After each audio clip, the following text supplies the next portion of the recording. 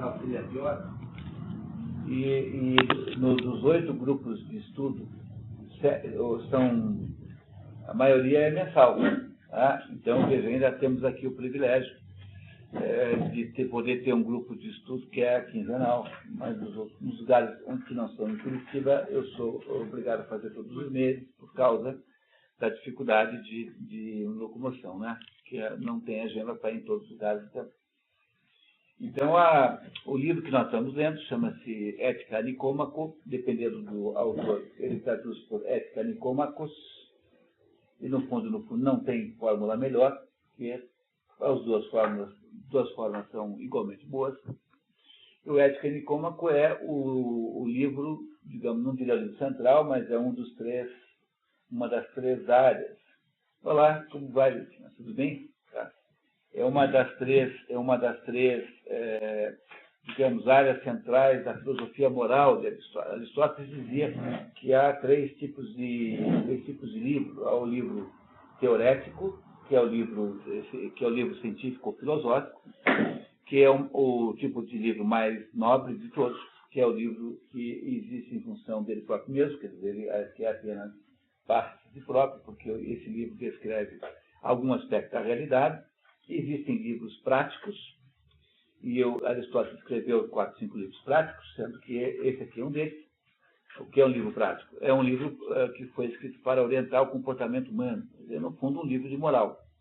Por isso que eu digo a vocês que esses livros que nós estamos lendo aqui, que lemos no verão a política e agora a ética, se acrescentado por uma outra obra, é toda a filosofia moral de Aristóteles. Quem fez os 2 cursos sairá até a metade do ano, né,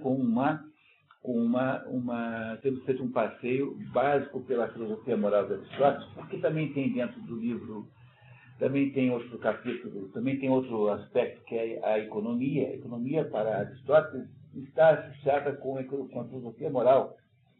E na verdade, alguns capítulos do livro A Política é que tratam do pensamento econômico de Aristóteles. Existe um livro chamado Economia, que é considerado de não autoria de Aristóteles, é espúrio. Há um outro livro chamado Ética Eudêmica, que é um rascunho desse aqui. Portanto, ler esse aqui e ler o outro também, não há necessidade de ler os 2. E existem aí fragmentos de obras éticas. Na prática, esse livro aqui é a política, os 2 juntos fazem a obra moral de Aristóteles. Há um terceiro tipo de livro, que é o livro poético no sentido de fazer, né? Poesia é criação. Poesia vem de criação. Mas poesia, para Aristóteles, é todo o livro que lida com os assuntos do ponto de vista prático de construção. Um manual de jardinagem é um livro poético. Aristóteles nunca escreveu nenhum livro assim. E há um 4º conjunto de obras de Aristóteles, que são as obras de natureza introdutória, aquilo que nós chamamos hoje em dia de órgão.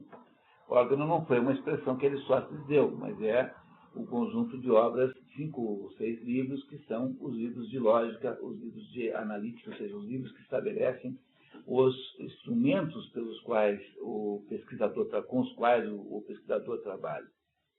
Então, esse livro aqui é um livro de filosofia prática, quer dizer, é um livro de moral. E o livro de moral, o Ética Nicômaco, começa dizendo assim: afinal de contas, nós temos que começar toda essa conversa lembrando que tudo que o ser humano faz tem um sentido. Tudo que o ser humano faz é a procura do bem. Essa afirmação não é demonstrada no livro, porque para Aristóteles essa é uma afirmação axiomática. É alguma coisa da qual se deve partir sem debater. Não é necessário debater isso, porque é autoexplicativo. Então, tudo que o ser humano faz é uma tentativa de fazer o bem. Ora, a procura desse bem, no entanto, é um pouco complicada, porque existem muitos bens. Quer dizer, existem bens que são intermediários e há bens que são bens finais.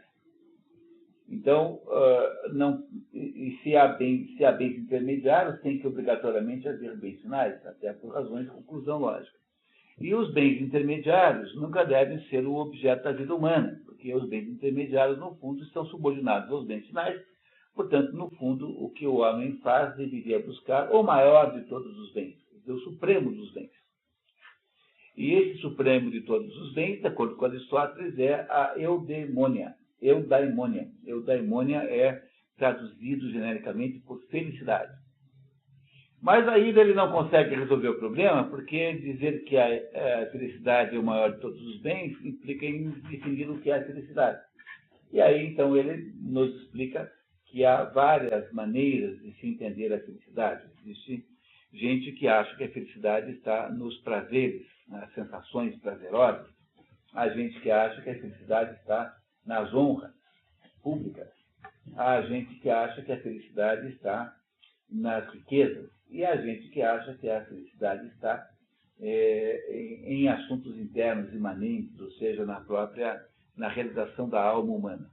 Então, Aristóteles explicará para nós que achar que a felicidade equivale a obter prazeres é rebaixar o ser humano na mesma altura dos animais, porque é isso mais ou menos que o animal faz. O animal tem está voltado para a solução imediata dos seus problemas concretos. Portanto, um animal é que pensaria assim.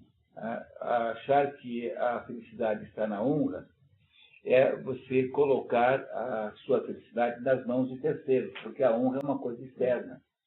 A honra é alguma coisa que conferem a você. E, dependendo da situação, você pode sair de honrado para completamente desonrado em 2 minutos. É o que acontece com os ministros em desgraça, com os governantes que caem, são derrubados pelos golpes de Estado, não é isso? Então, as estátuas do Stalin, do Lenin, foram derrubadas em todo lugar, aí depois pelo menos nos países satélites da União, da Rússia. E o maior de todos os enganos, de acordo com Aristóteles, é você colocar a sua vida como um instrumento de obter riqueza. Porque a riqueza, a prosperidade material, é essencialmente um bem intermediário, e nunca um bem final.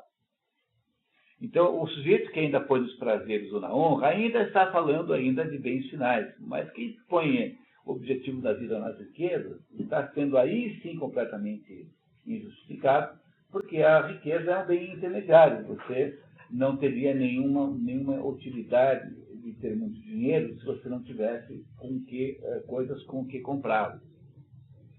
Não é isso? Portanto, de todos os enganos, o engano mais triste, o mais triste e mais assim, lamentável, é o engano de você imaginar que a sua vida deve estar voltada para bens intermediários, portanto, para a riqueza.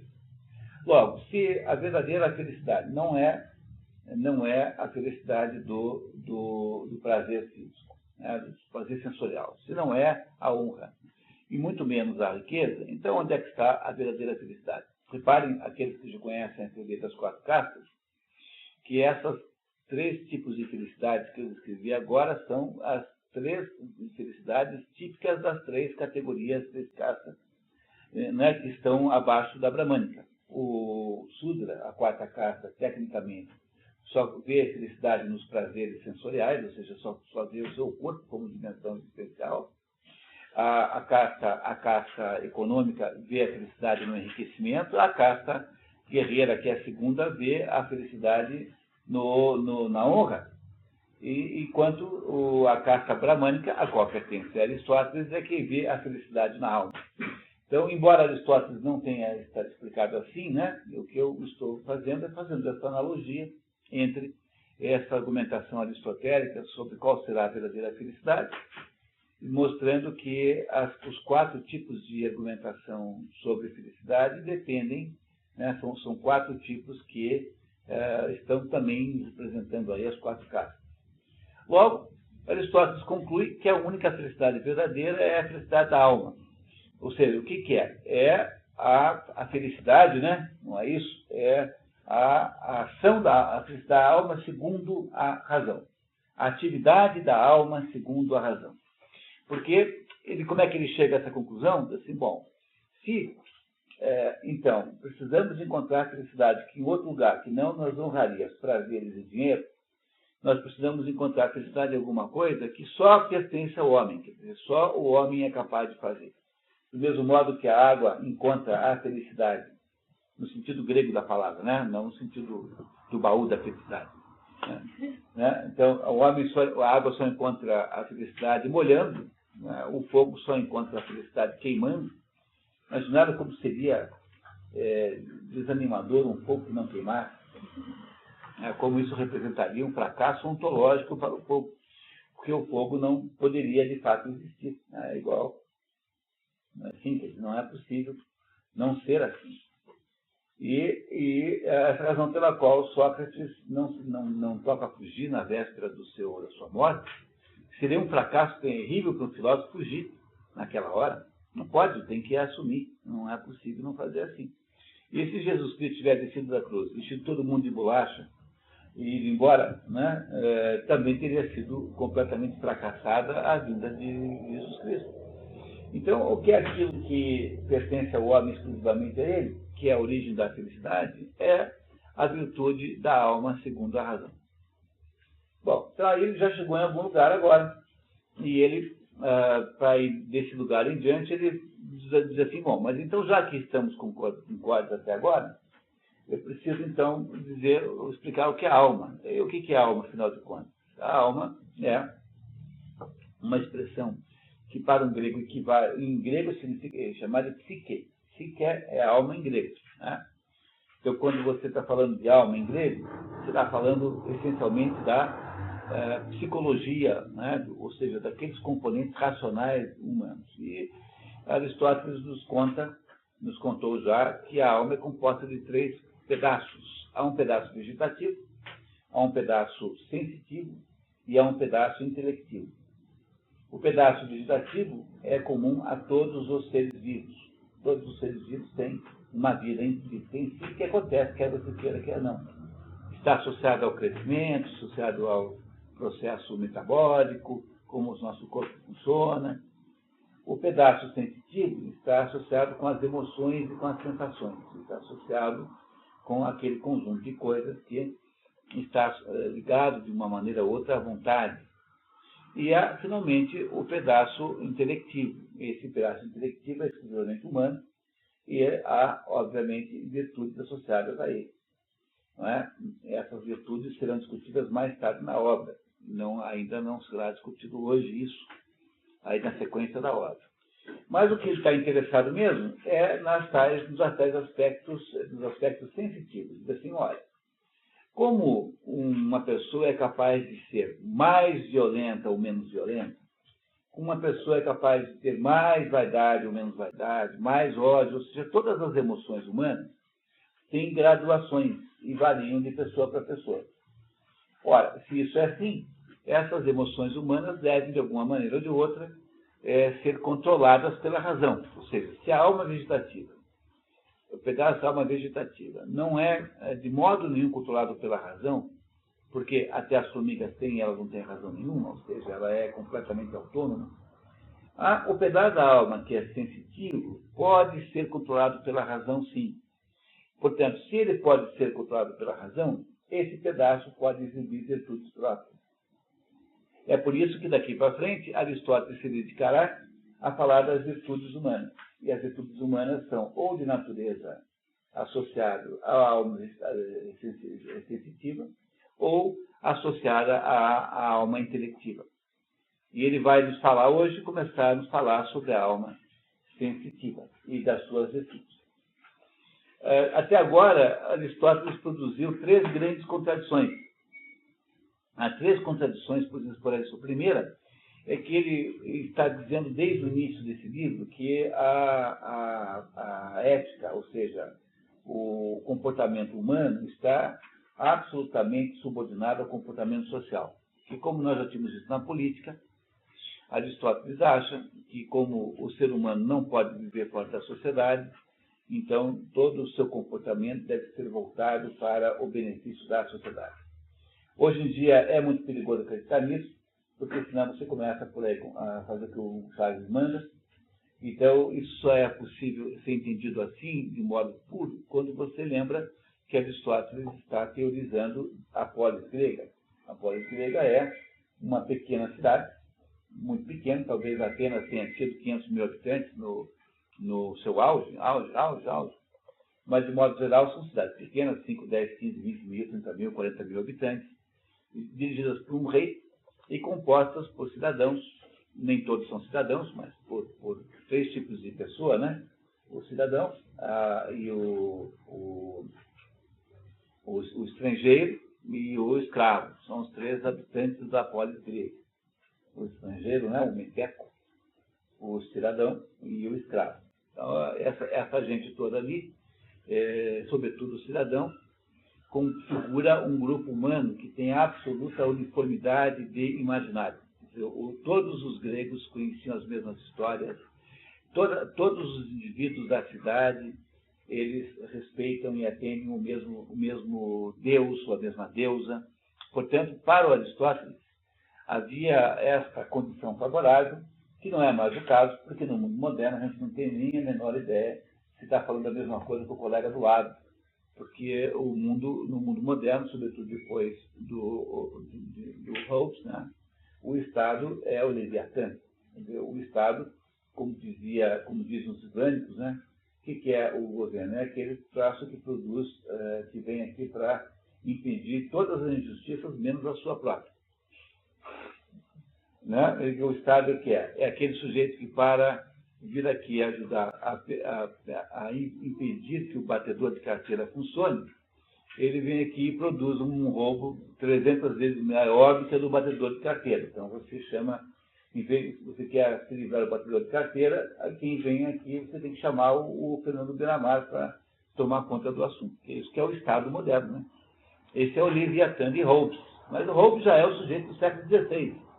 No tempo de Aristóteles, o Estado era um tipo de comunidade propriamente dita. E o Aristóteles começa essa história assim, mas vocês vão ver que à medida em que vai passando o tempo, ele vai relegando a polis quase a segundo plano. Quer dizer, ele tenta subordinar a ética pessoal, a ética social e comunitária, mas vai desistindo desse plano ao longo do livro. Primeira contradição. A segunda contradição é que ele está o tempo todo criticando Platão, mas como ele, no fundo, também não consegue resolver o problema, porque o problema entre Aristóteles e Platão é um problema de tensão insolúvel, porque você tem uma tensão insolúvel que não resolve, porque, ao mesmo tempo que nós somos genéricos, somos específicos.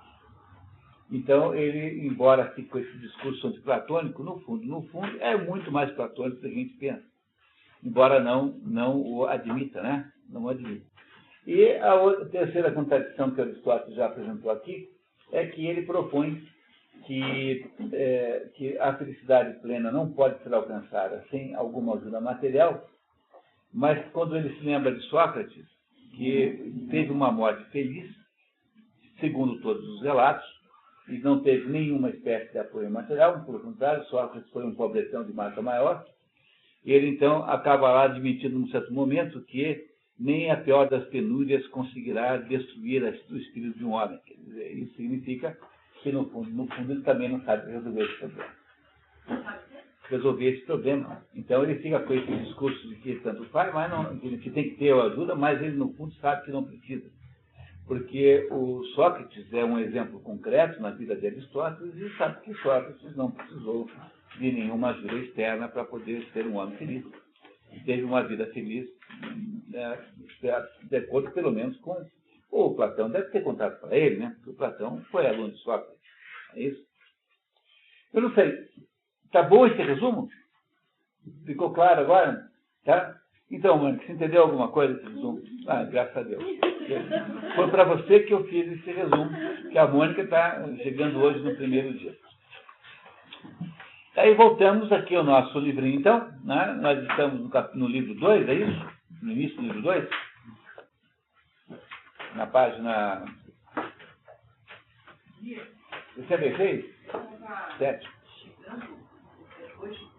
Eu estava vindo no carro, a Rose ligou e disse que o pai dela está muito mal. Ela nos contou, ela nos avisou. A Roseli, nossa colega aqui, com o pai dela lá doente em São Paulo. Né? Tá, muito obrigado. Tá? Então, se vocês puderem, né, na página... Vamos ao livro 2. O plano de aula de hoje é conseguir ler o livro 2 inteiro na aula de hoje, porque ele é um livro, é um capítulo importante, mas ele me parece assim, que seja possível do seu ponto de vista prático. Assim. Tá certo? Vamos lá, então? Olá, Cristiane. Tudo bem? Temos algum voluntário para ler? Quem gostaria de ler o número 2? Livro 2. Sendo a virtude como vimos. Você que, se você puder, se você ler bem, fico feliz. Tá? Se eu cansar, eu quero... Tá bem, ótimo. Então a Carmen está proibida de ler no segundo tempo, tá? Tá bom? Daí vamos ter que arrumar um outro voluntário. Pode ler. Sendo a virtude, como vimos, de dois tipos, nomeadamente intelectual e moral, a intelectual é majoritariamente tanto produzida quanto ampliada pela instrução, exigindo, consequentemente, experiência em si. Ao passo que a virtude moral ou ética é o produto do hábito, sendo seu nome derivado, com uma ligeira variação das formas dessas palavras. Pode ler embaixo, por favor. Ou seja, ethos, hábito, que apresenta em relação a ethos, uma ligeira variação morfológica e alternância de E. Essa letra tem outro nome grego, né? É Y. É isso? É, Epsilon. Epsilon. Não, Epsilon, tá? E a outra? E a outra é... já vou lembrar, tá? É quase certo que se trata de vocábulos fúnebres.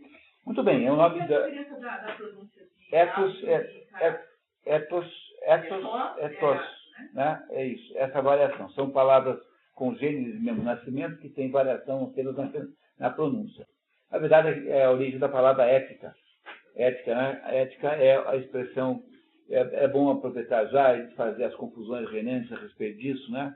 A palavra ethos e moral é a mesma palavra. Mores é costume em latim. Mores. E ethos é hábito, costume em grego.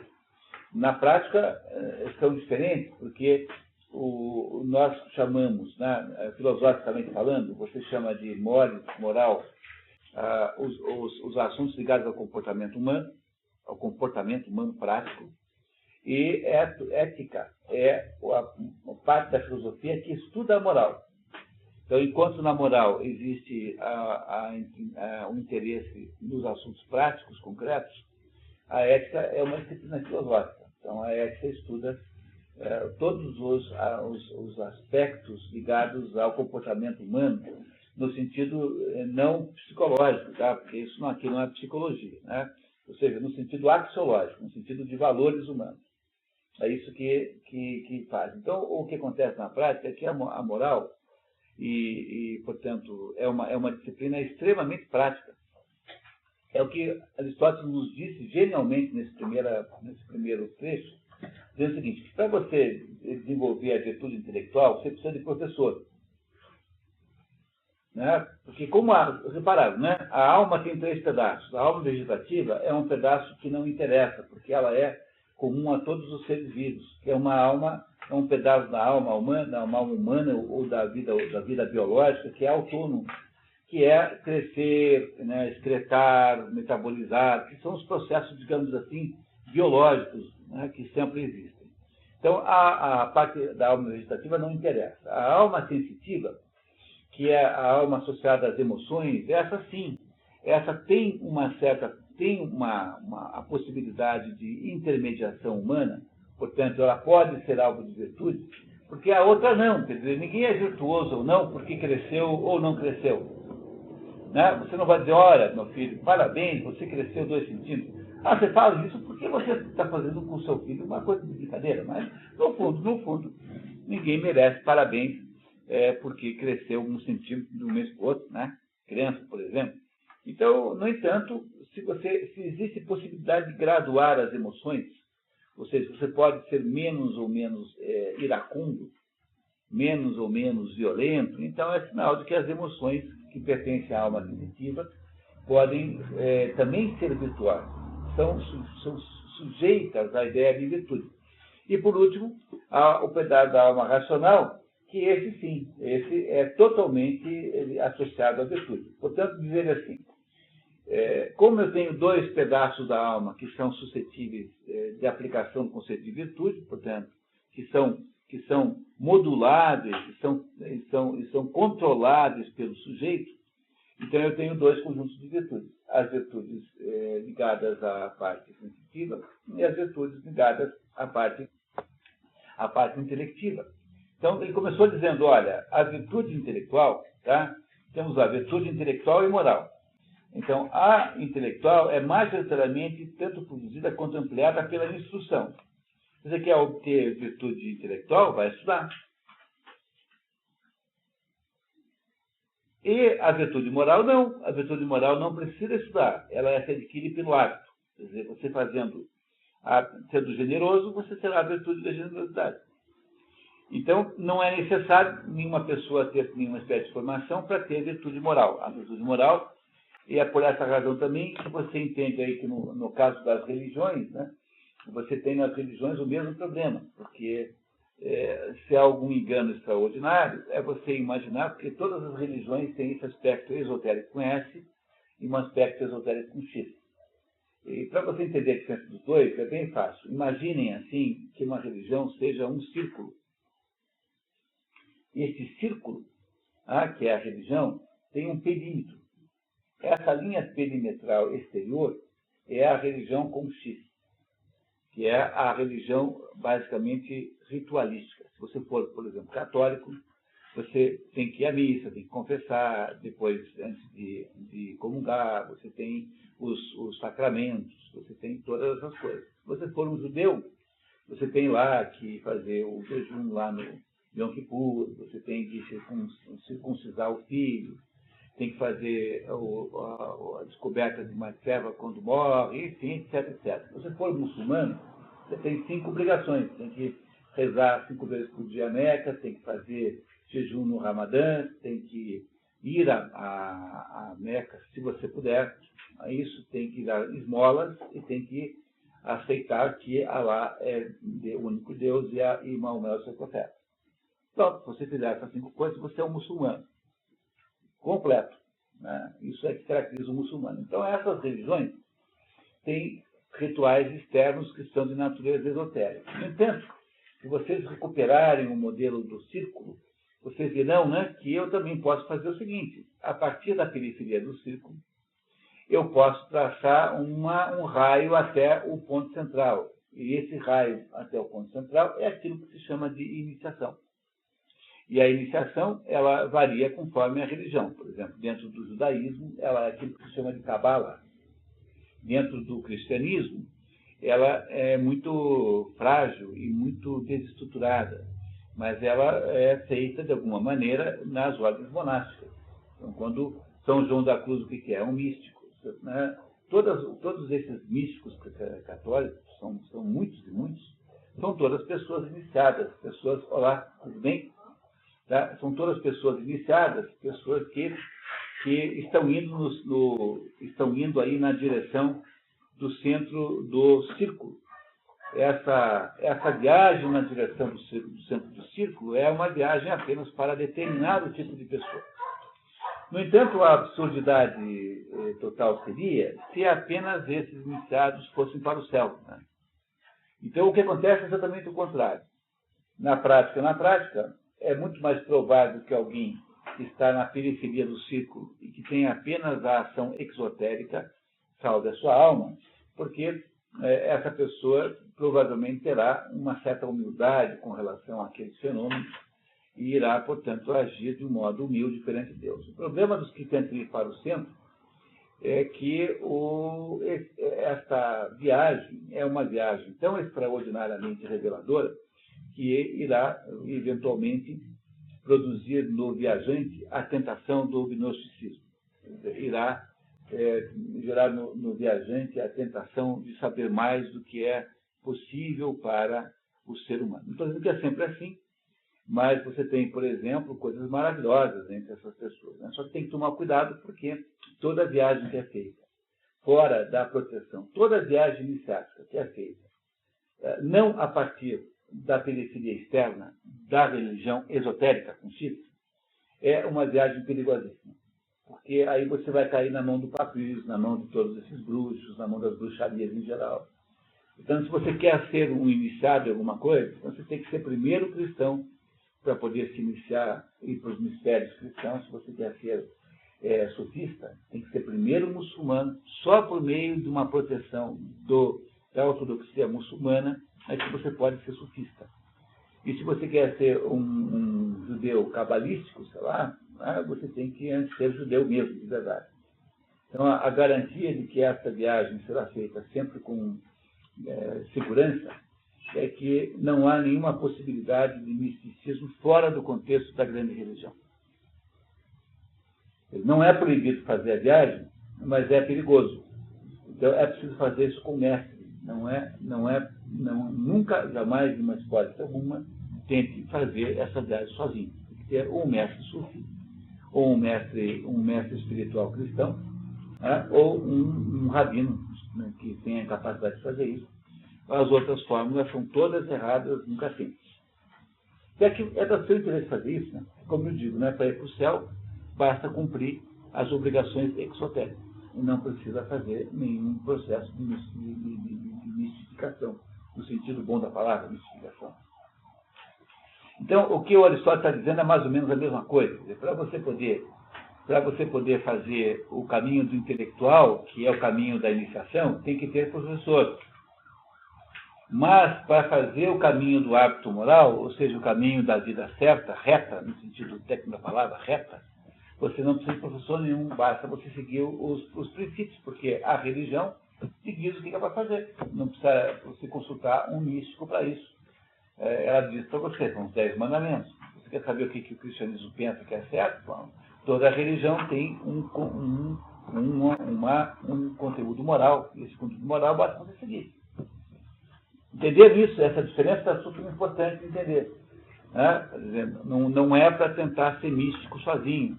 Não vai dar certo. Você quer ser místico? O problema do cristianismo é que você tem que entrar numa organização religiosa. Então tem que abdicar da vida civil. Mas no caso do muçulmano, não. Você pode participar de uma tarica e ser sufista. Não é isso? E os sufistas têm uma tradição extraordinária. Mas aí tem que ser muçulmano antes. E ser muçulmano é alguma coisa que ninguém quer ser, porque o muçulmano, em tese, abandona, a primeira coisa que tem que fazer para ser muçulmano, tem que abdicar da sua própria liberdade. Como para um homem ocidental a liberdade é tudo, há uma imensa incompatibilidade entre a religião muçulmana e a psicologia ocidental. Ninguém quer abdicar da liberdade, que é o que tem que fazer o muçulmano para ser muçulmano. Então, na prática, sobrou pouca coisa para quem quer se iniciar verdadeiramente. Não é isso? Tá? E isso não é um problema, em última análise. Você pode resolver o problema como eu faço assim, quer dizer, indo estudar filosofia, que aí já é outra coisa. Você vai também se iniciar de alguma maneira, mas não no aspecto místico, porque o aspecto místico necessariamente está associado com a presença de Deus. Tá? Essa é a diferença. Tá? Então, a gente pode se iniciar apenas dos pequenos mistérios, mas dos grandes não. Muito bem. Continuamos? Carmen, por gentileza. E, portanto, fica evidente que nenhuma das virtudes morais é em nós engendrada pela natureza, uma vez que nenhuma propriedade natural é passível de ser alterada pelo ato. Porque se você pode ficar melhor ou pior, claro, se fosse natural não poderia, porque ninguém consegue aumentar e diminuir o nariz, a não ser o Pinóquio. Né? Uma pessoa normal não consegue dizer, olha meu nariz, vai crescer. Tá, entendeu? Como a gente não consegue modificar aquilo que a natureza produziu. Então, os hábitos morais não são estabelecidos pela natureza.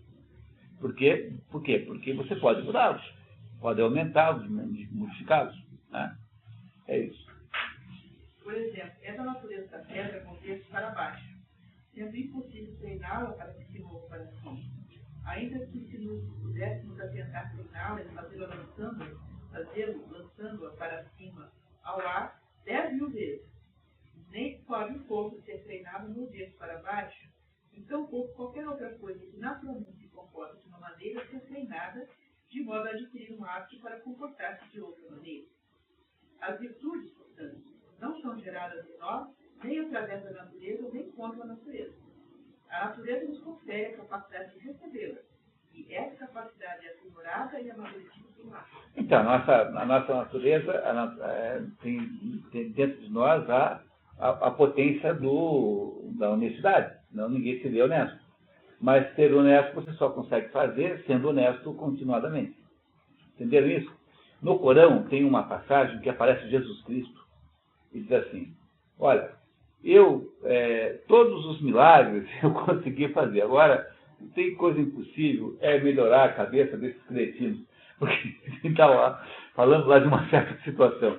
Está vendo que no Corão tem a própria negação disso, né? Porque está lá no Corão Jesus Cristo dizendo que, às vezes, modificar a cabeça de certos seres humanos é mais difícil do que andar por cima da água. Não, mas não comentário de Jesus Cristo no Corão, tá? Cuidado, tá? Mas muitas vezes, né? Há mais menções no Corão a Nossa Senhora do que no Novo Testamento. Há mais menções, como é que chama a Nossa Senhora em árabe? A Mariana, né? Mariana, que eu acho que é a variação de mim, tem essa variação. Então, no Novo Testamento, há menos menções a Nossa Senhora do que no Corão. Para o Corão, Nossa Senhora Jesus Cristo, né? É um profeta. Tem um capítulo dos caras. É uma pessoa importantíssima. Né? Os judeus aqui não dão bola, mas os islâmicos consideram um grande ponta, né? O Jesus Cristo Nossa Senhora. Ademais, as faculdades que nos são transmitidas pela natureza nos são concedidas primeiramente como potência, e nós exigimos sua atividade posteriormente. Isso claramente ocorre em nossos sentidos. Não adquirimos a faculdade da visão e da audição por ver repetidamente ou ouvir repetidamente, porém de outra maneira, ou seja, porque possuímos os sentidos principiados e a entregá-los. Por que possuímos principiamos a entregá-los? Porque possuímos os sentidos principiamos a entregá-los. Não nos tivemos através do segundo. Porque os sentidos são uma potência da nossa estrutura biológica, que já nasceram conosco, portanto foi a natureza que nos deu. Agora, usar bem isso é uma questão de prática. As virtudes, ao contrário, nós as adquirimos por tê-las inicialmente e realmente praticadas, tal como praticamos as artes.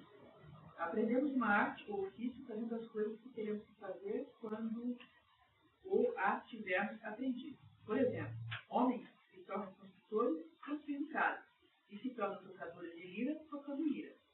Analogamente, nos tornamos justos realizando atos justos, moderados realizando atos moderados, corajosos realizando atos corajosos, legisladores tornam os cidadãos bons treinando-os em atos de ação correta.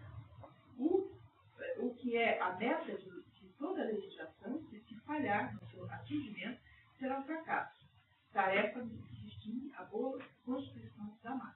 Isso é o assunto do outro livro, da política, em que Aristóteles estuda aí 150 e poucas constituições para chegar a conclusões sobre a política da sua época, né? Sobre como é que se deve governar o país. Quer dizer, então, ele está aqui falando da virtude moral, e a virtude moral é uma virtude, apesar que dentro da questão das constituições existe também a virtude intelectual, também há a descoberta pura e simples. Mas a virtude moral é alguma coisa que só se faz pela prática. Quer dizer, alguém pode ser moralmente superior sem saber absolutamente nada que um filósofo sabe. Por outro lado, um filósofo pode ser muito sabido e ser uma pessoa moralmente errada e condenável.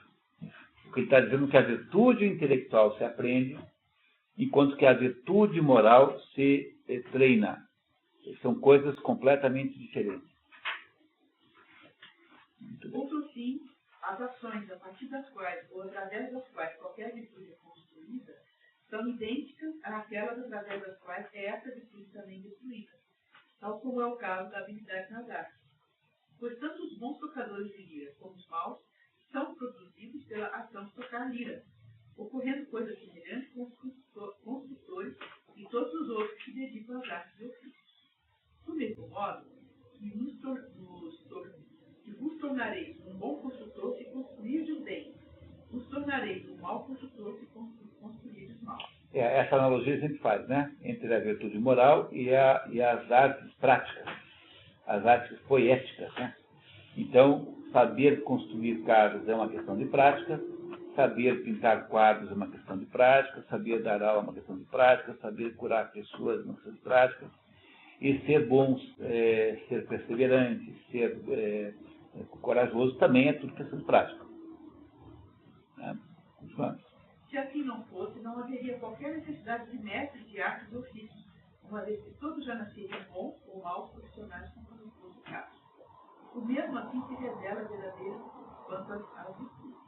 É através da participação em transações com nossos semelhantes que alguns de nós se tornam justos e outros injustos. Através da ação em situações arriscadas e ao formar o ato, o sentimento, o medo, ou aquele da autoconfiança que nos tornamos corajosos ou covardes. Pode lembrar. Por alguma falha, o manuscrito apresenta claramente uma inversão, gerando o sentimento do medo, nos tornando covardes, gerando em nós o sentimento do autoconfiança, nos tornando covardes. Embaixo ele está consertando, né? Eu fui olhar nas outras duas traduções, que eu uso para monitorar, está igual como está aqui, quer dizer, tudo indica que Aristóteles se enganou mesmo, se é que a gente pode chamar de Aristóteles, porque esse, como vocês sabem, é um livro esotérico com S, é uma obra que Aristóteles na verdade, um relatório, é uma transcrição de uma aula que Aristóteles teria dado. Portanto, alguém pode ter, sim, confundido aí no meio do caminho. Mas não significa que ele esteja equivocado, ele apenas errou o modo de explicar. Então, para poder ser coragem, tem que desenvolver o sentimento de força, né? Como digo aqui, de autoconfiança, e para ser covarde, tem que desenvolver o sentimento de medo. É isso que faz você ser o que você é. E o mesmo ocorre com nossas disposições relativamente aos apetites e sentimentos e animosidade. Alguns homens se tornam moderados e brandos, outros dissolutos e irascíveis, por se comportarem idealmente de uma forma ou de outra em relação a essas paixões. Em síntese, nossas disposições morais são formadas como produto das atividades que desenvolvemos.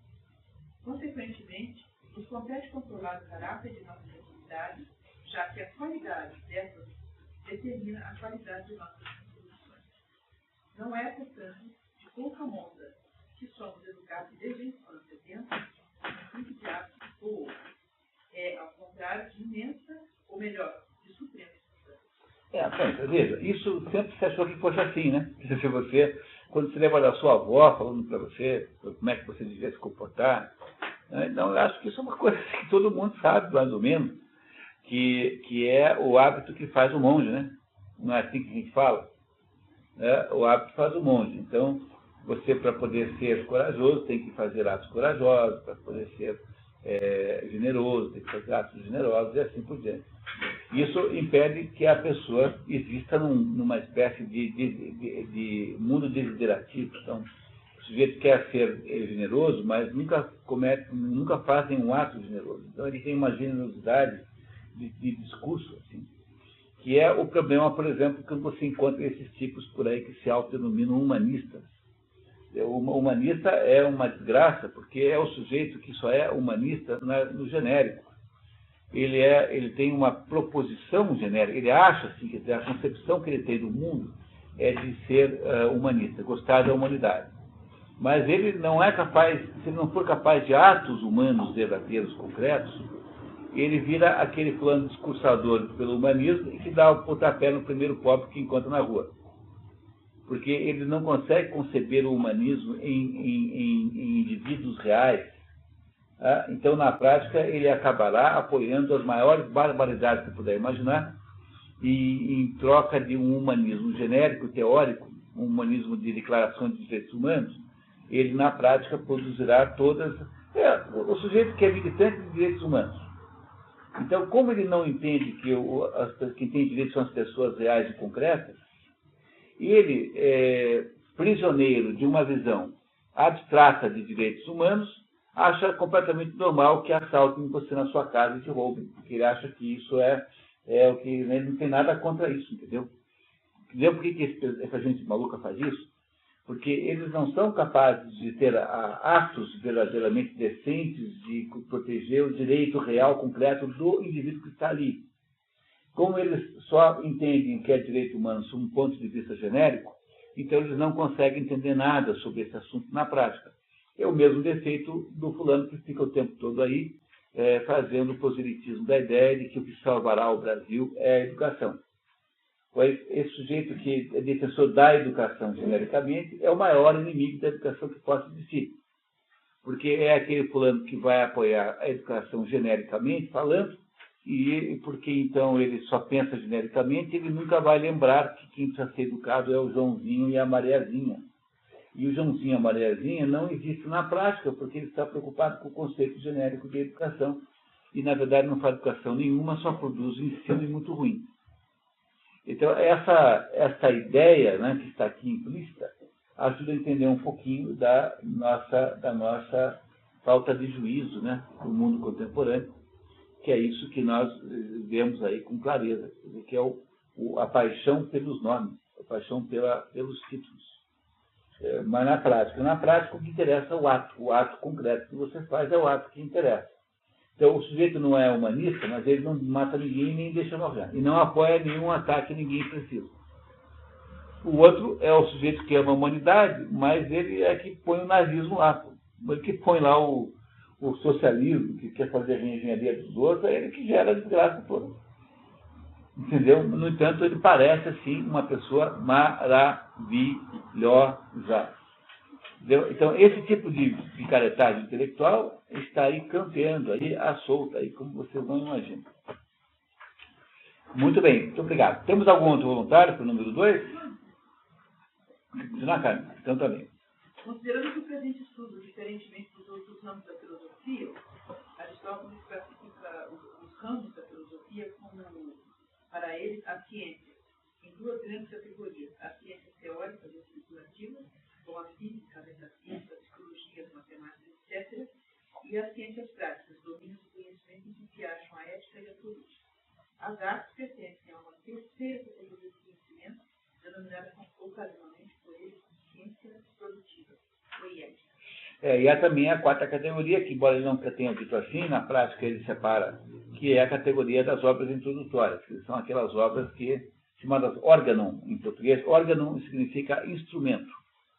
O que é o órgão? Quer dizer, é um tipo de conhecimento que não é nem teórico, não é, portanto, uma descoberta sobre o modo como os peixes respiram, que é tipicamente um conhecimento teórico. Você descobriu alguma coisa sobre a natureza, sobre a sociedade humana, sobre o que for. Não é um conhecimento de natureza prática, ou seja, não ensina você a viver melhor, como é um livro de ética, e é um conhecimento sobre como fazer alguma coisa concreta, que é a poética. Também não é. Então, o que é? É um instrumento de raciocínio. O órgão não é uma metodologia de tratar o assunto. Isso aqui é órgão. Então, há 4 grupos de obras diferentes em Aristóteles. Nós estamos aqui falando da obra do segundo tipo. Aristóteles não escreveu obras poéticas. A poética de Aristóteles é um livro científico, é um livro sobre a literatura, portanto, do primeiro grupo. Tá?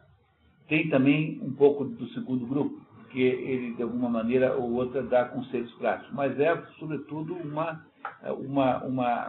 dissecação do que seja a literatura. Então, ele fez a tragédia e não fez a comédia. E a comédia parece que não fez, que não é que se perdeu, parece que não deu tempo. Por isso, toda vez que eu encontro algum espírita, eu fico torcendo para ele ter razão, para Aristóteles, uma hora dessas. Podia até usar como instrumento, não toparia, né? Que pudesse escrever a comédia aí, e que pudesse ser alguma coisa mais séria do que apenas o fulano lá, o Gaspareto, falando um monte de besteira. Então, imagino que nós temos direito a pedir aos espíritas que eles melhorem um pouco a qualidade média desse material que é, né, aí, né, transposto para o nosso mundo. Continuamos. Eu tenho um objetivo prático. Já que não estamos pesquisando a natureza da virtude a fim de conhecer essa natureza, mas a fim de podermos nos tornar bons, sem que nossa investigação seja inútil.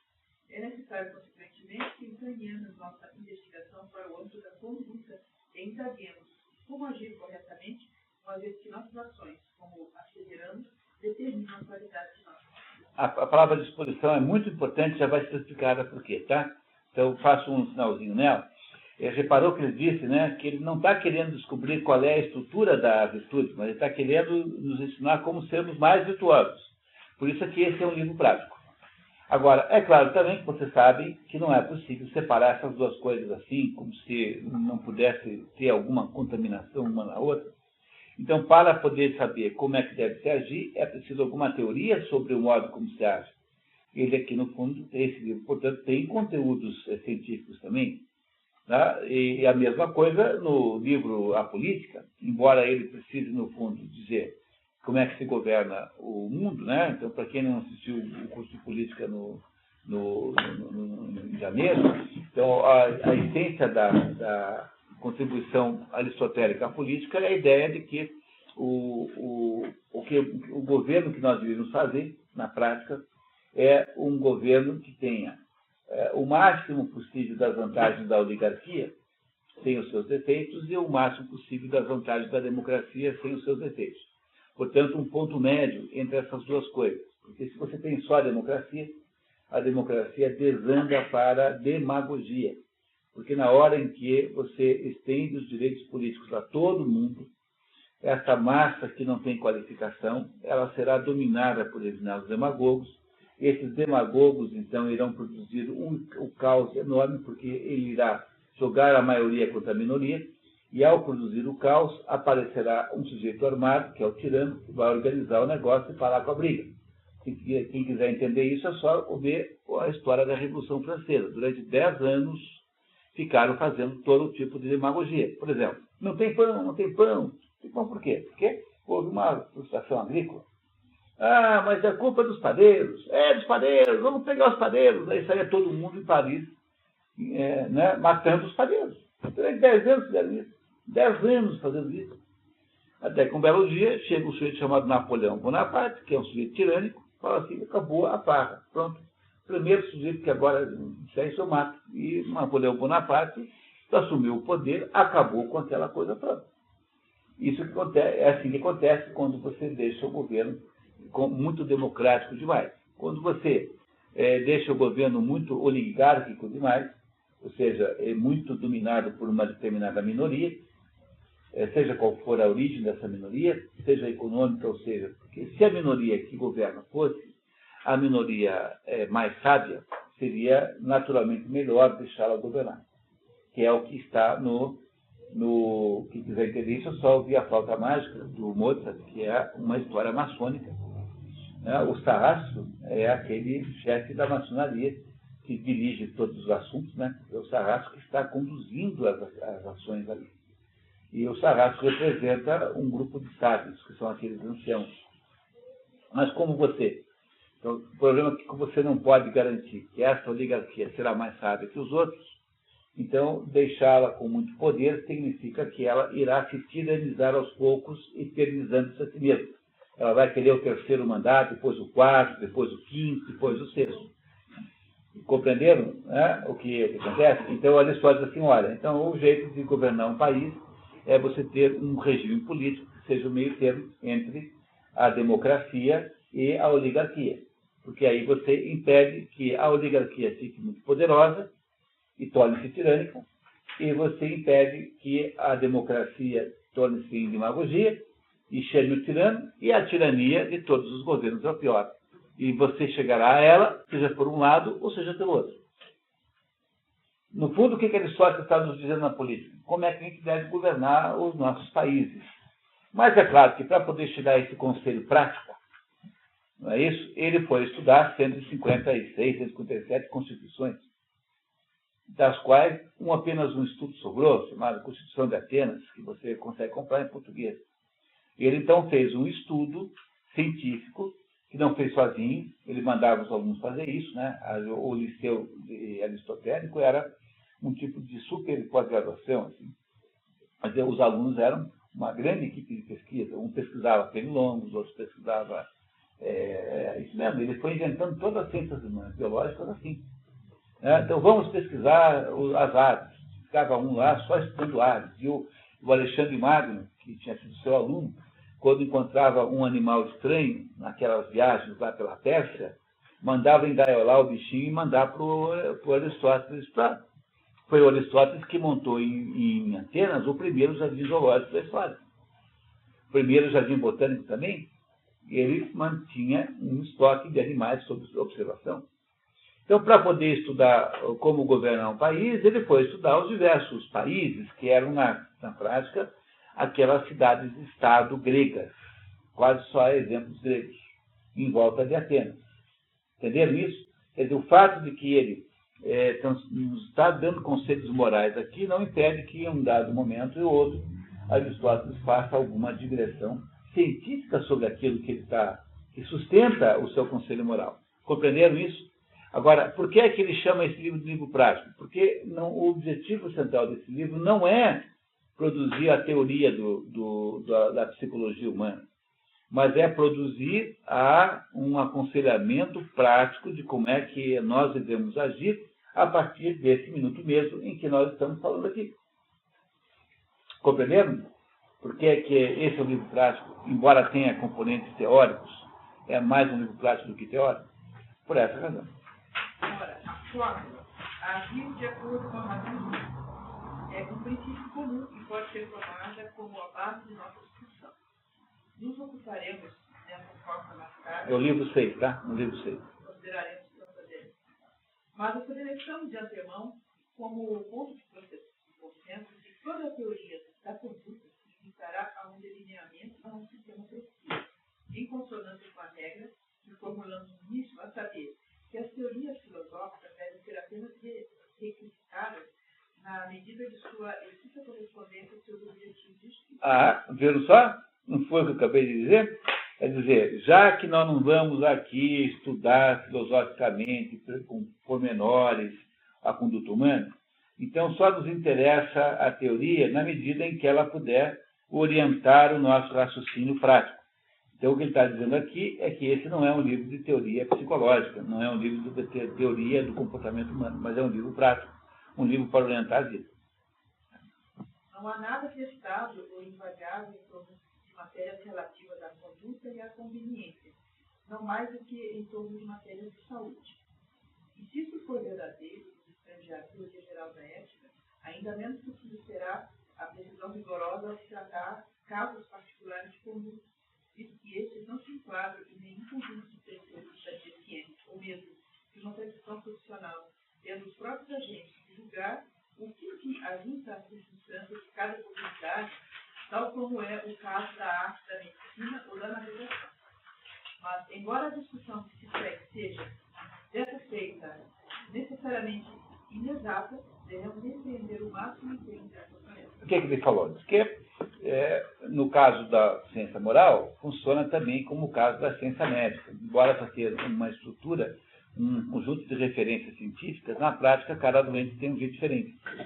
Na prática, há um conjunto complexo, isso, de sintomas, os pacientes agem de modo diferente. Então, você sempre terá variações nas diversas soluções morais que podem ser dadas ao problema. Então, o que acontece na prática é muito simples de entender. A natureza do problema moral é uma natureza individual. Porque o que é um problema moral? O problema moral é uma bifurcação da vontade. Uma bifurcação da vontade é aquela dúvida que o ser humano tem, só ele tem, se deve ou não fazer alguma coisa. Deve aceitar ou não, fazer ou não. Então, a dúvida moral é a dúvida típica de quem está pensando em furar o sinal vermelho. É claro que a dúvida entre furar ou não o sinal vermelho é uma dúvida pequena, pode ter consequências graves, né? Mas ela é uma dúvida pequena e corriqueira, não parece ser muito complexa, mas imagine todo o conjunto de dúvidas que o ser humano tem na vida. Será que eu denuncio uma falcatrua que eu descobri aqui na firma, na qual está envolvido o meu melhor amigo, que é também compadre, por padrinho dos meus filhos? Como é que você resolve isso? Não é isso? Se eu fizer isso, acontece aquilo. Então, toda vez que você se depara com situações como essa, em que a decisão é difícil, você está frente ao fenômeno moral. O fenômeno moral é isso. O resto é tudo secundário. Portanto, o fenômeno moral, né, a decisão moral, não é alguma coisa que o mundo impõe para você. Uma das maneiras de você escapar do dilema moral é dizer que, no fundo, há um falso problema, que é o mundo que quer que seja assim. Porque não haveria nenhuma possibilidade de imposição externa de alguma coisa se não houvesse antes a possibilidade da culpa. Porque o tribunal interno é o mais poderoso de todos. Todo ser humano é caracterizado por isso. Ele não sabe o que fazer. Nós somos o único ser vivo que tem dúvida sobre o que fazer. Os outros não têm a menor dúvida.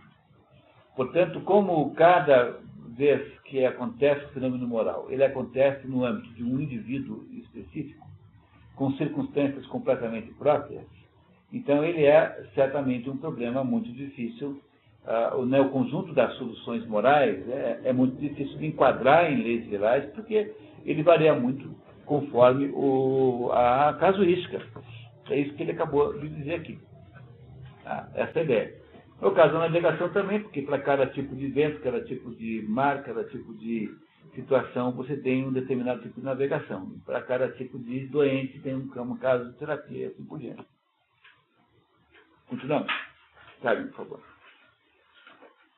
Em primeiro lugar, temos que observar que as qualidades morais são de tal modo constituídas e são destruídas pelo excesso e pela deficiência, como percebemos no caso do vigor e saúde do corpo, pois para lograr esclarecimento acerca de coisas invisíveis é preciso utilizar a evidência de coisas visíveis. Então, o que ele está dizendo aqui é o seguinte, que para poder explicar isso, já bem como isso é absolutamente aristotélico, né? Quer dizer, olha, as virtudes morais, elas são destruídas pelo excesso ou pela falta.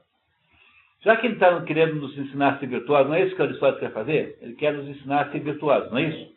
Então, primeira regra geral, você deixa de ser virtuoso pelo excesso ou pela falta. Mas como isso parece um pouquinho abstrato, né, então ele diz assim, bom, então vamos comparar isso com o corpo, porque no corpo é a mesma coisa. Então, se você não comer nada, você morre. Se você comer 12 quilos de picanha hoje no jantar, morre também. Não é isso? Qualquer pessoa normal é capaz de entender esse exemplo, porque ela sabe que comer demais faz mal e comer de menos também. Então, para poder explicar a mesma coisa no âmbito abstrato das virtudes, ele começa explicando no âmbito concreto. Isso pode parecer um truquezinho de natureza didática, mas isso é aristotelismo puro, porque o Aristóteles é o sujeito que sempre foge do genérico para ir sempre para o caso concreto real, do que ele pode ver, e a partir dos casos reais produzir a generalidade, que é o método aristotélico, que se chama, hoje em dia, de indução. Indução é isso. Comparativamente, é o método platônico, que é o contrário. Platão parte de regras gerais pré-estabelecidas e delas deduz as outras coisas. O platonismo é dedutivo e o aristotelismo é indutivo. Nenhum dos dois está com toda a razão, porque, na verdade, precisamos das duas abordagens. Às vezes a gente é dedutivo, às vezes não é indutivo. E então não há, de fato, nenhuma contradição entre essas duas maneiras de fazer. Está claro, né? Tá, vamos continuar. O vigor é destruído tanto pelo excesso de exercício quanto pela deficiência dele. E, analogamente, a saúde é destruída tanto por alimentos bebida e demasia quanto pela deficiência dele. E, em quantidades adequadas, a produzem aumento de presença. Portanto, aqui você tem, essencialmente, todo o coração da filosofia moral de Aristóteles. Não falei para vocês, não expliquei na política, que o que ele quer fazer é o ponto médio entre a concentração oligárquica, em que o poder está na mão de poucos, e a distribuição, a dispersão democrática, em que o poder está na mão de muitos. Mas cuidado, hein? Quando esses gregos falam em democracia, eles não estão pensando em dar voto a escravo, não, viu? Tá? Os escravos não votam. Não é a nossa democracia moderna. Então, a ideia de que tem voto todos os cidadãos é a ideia democrática que o Aristóteles acha que é uma perversão do sistema. Ele acha que a democracia é um método pervertido de governar. Democracia, para Aristóteles, é negativo, porque a democracia, ao expandir demais a base política, ela dá espaço para o demagogo. E uma das coisas mais interessantes que está no livro A Política, e agora vocês se preparem para ouvir isso, porque é assim monumental, é que Aristóteles diz o seguinte, que a democracia vai muito melhor quando tem pequena participação política, e não quando tem muito. E quando você lembra que os Estados Unidos tem 30% só de votantes, e tem mais democracia do que aqui, você tem que começar a dar razão a ele. Porque aqui nós temos uma visão ingênua, que é uma visão ingênua mesmo, de uma espécie de democracia, porque aqui os brasileiros gostam de fingir que todo mundo é parecido, a mesma coisa. Por isso que nós aqui adoramos festas populares, porque todo mundo parece mendigo igual. No carnaval, todo mundo parece mendigo igual. Tá? Não é isso? Né? Tá? E onde tinha gente que não era mendigo, que era aquele negócio de fantasia, lembra? Acabou aquilo, porque aquilo era profundamente contrário à índole brasileira de carnaval, que é todo mundo fingir que é a mesma coisa. Então, como aqui nós temos essa visão de generalização de tudo, então a gente pensa que voto obrigatório, todo mundo votar. Então, todo quanto é professor aí de sociologia, está dizendo para os alunos, quem votar é cidadania. Aí você vai lá, o TRE, na seleção põe lá, você é que decide. Mas Aristóteles está contra. Porque ele acha que a excessiva expansão da base eleitoral dá acesso ao demagogo, que entrará produzindo, então, uma mobilização dos pobres, que são a maioria sempre, contra os ricos. E essa mobilização irá gerar uma perseguição aos ricos, ou pelo menos aqueles que têm algum patrimônio, e essa perseguição irá desembocar numa tirania. Porque vem alguém e manda parar. Vem alguém armado e manda parar. No caso de 64, foi exatamente isso que aconteceu. Quer dizer, o presidente da República estava fazendo comício no Rio de Janeiro, né, a favor da perseguição aos ricos, ele pessoalmente. Alguém vai parar, uma hora não vai dar certo. Então, o Aristóteles acha que para governar bem um país é preciso encontrar um meio termo. O meio termo entre duas grandes possibilidades, pervertidas, que é a democracia, em que estende o voto a todos sem nenhum critério, porque é preciso mesclar, é preciso temperar o voto com algumas determinadas condições que não são coletivas. Por exemplo, ele só diz assim, para que você para que não aconteça isso, nunca remunere o cargo público.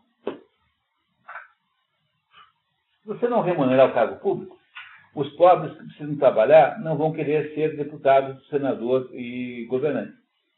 Então, quem irá ser governante, deputado e senador são os membros da oligarquia, que são oligarquia econômica, nesse caso, tem algum dinheiro.